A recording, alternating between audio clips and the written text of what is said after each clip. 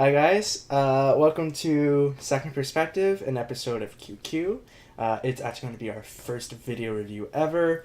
My name is Paul Weston. Motion, yeah. And this is Noah. Hello. Noah Cohen. And today we are going to do Foxcatcher. So, the quick synopsis of Foxcatcher is essentially that it's a sort of three-way relationship between the two brothers called Mark and David Schultz. They are Olympian gold medal winners at wrestling, and John DuPont, who is essentially like this.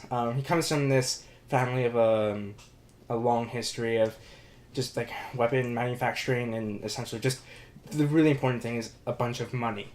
And so you watch these three characters kind of go together because the brothers have won gold medals in the first Olympics that they participated in, and so John DuPont wants to sort of financially and otherwise support them through Worlds and the next Olympics. So the Seoul Olympics.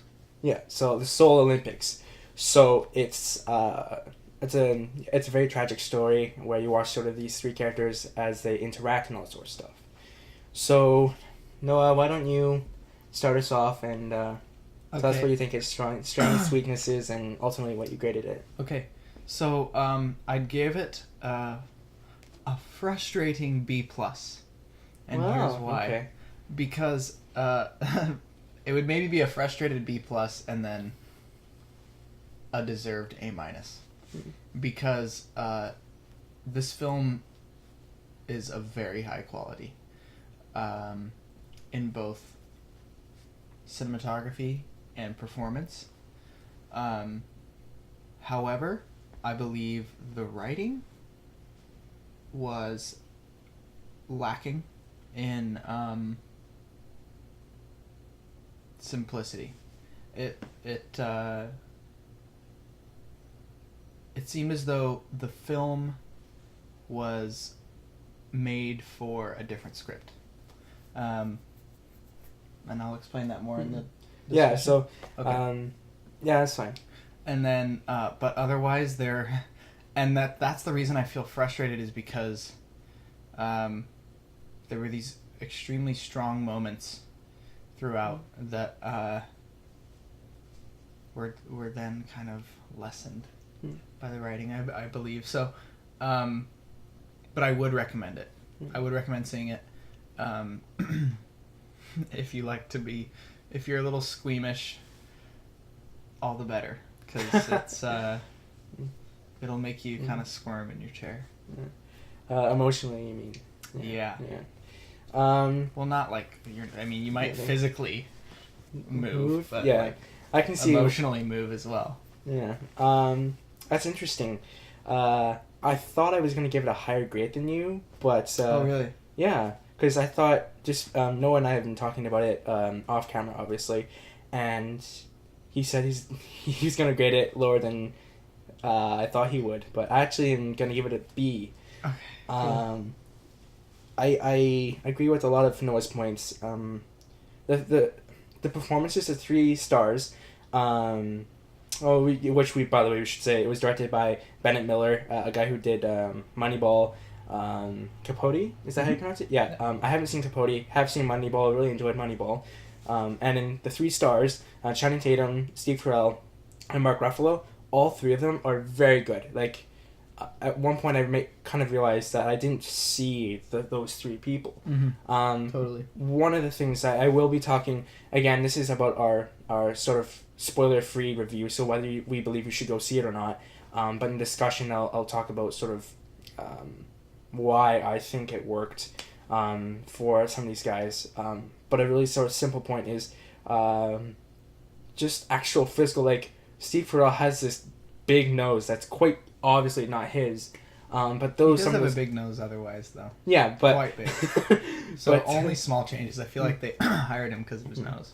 Yeah, part of it is just the actual physical changes allowed us to sort of go like, that's not Michael Scott or Magic Mike or whatever. And actually, one of the things I thought about these performances that were so good were the actual like physical nature of these characters. Like when Noah and I watched it together, he actually made me sort of notice it at the beginning. It's just like how the two brothers walk, and like they're always kind of hunched over and sort of like almost in a always ready to wrestle kind of stance. And it looks like when Steve Carell walks, or his character walks anyways, it's he actually can't move any quicker, and that like if you push him too hard he's gonna break.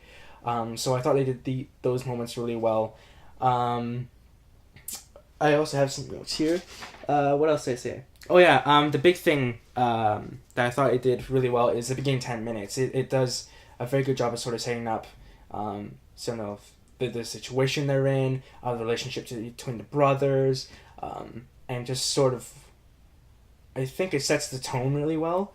And yeah, like it set the tone really well. And throughout the film, it does something a lot of films I felt they don't do as well, and it's just the silences. A lot of films I feel have silences because the director wants something to be there, but it's not always the case. Whereas with this film, I thought the performances and obviously the director did a really good job with silence, and there's a fair number of that. I mean, it's not always perfect, and there are moments where I'm like, okay, I would love it if it cut, but I thought it was a good, strong aspect of sort of the editing and the performances and stuff like that. However, the flaws of the film, I feel just it shouldn't have those flaws. Well, it takes down so far. Right off the top, it feels like this film could be 30 minutes shorter.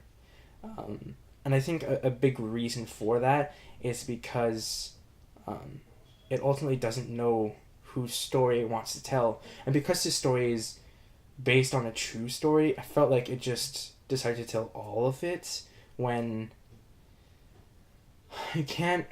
In film, I just feel like you can't do that because it feels, as this film did, bloated, slow, confused, disjointed. And I felt like the climax of the film did not sort of respond or sort of relate to the first 30 minutes of the film. And it felt honestly confused.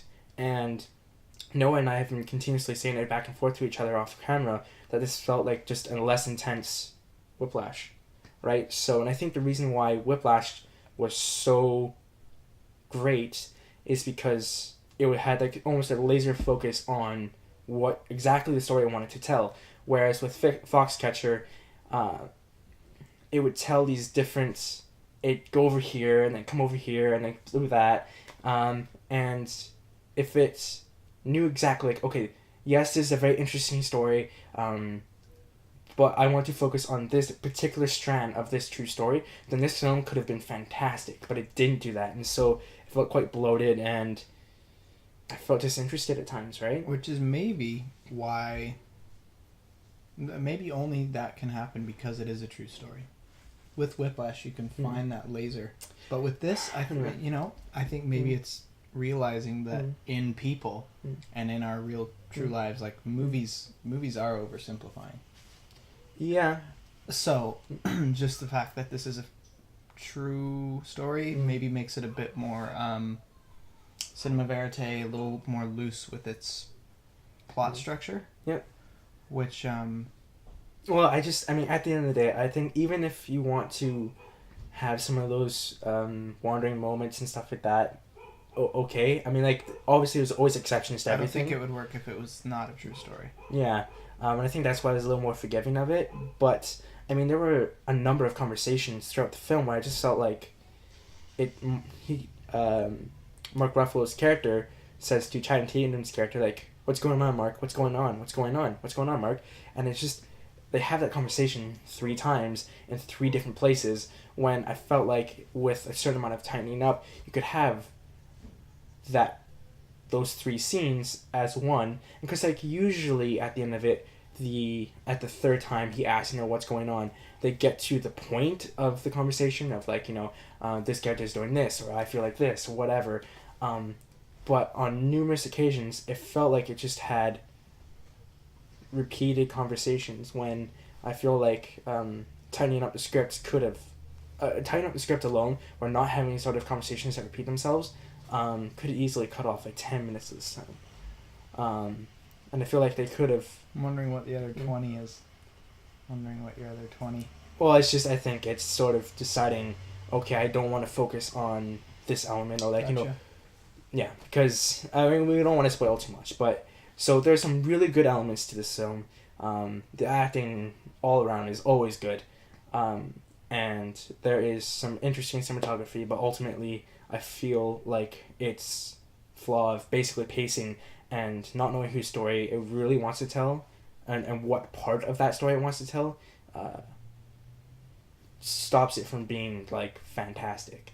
Right now I feel like it's a solid, and if he thinks it's a B plus, I think it's a B.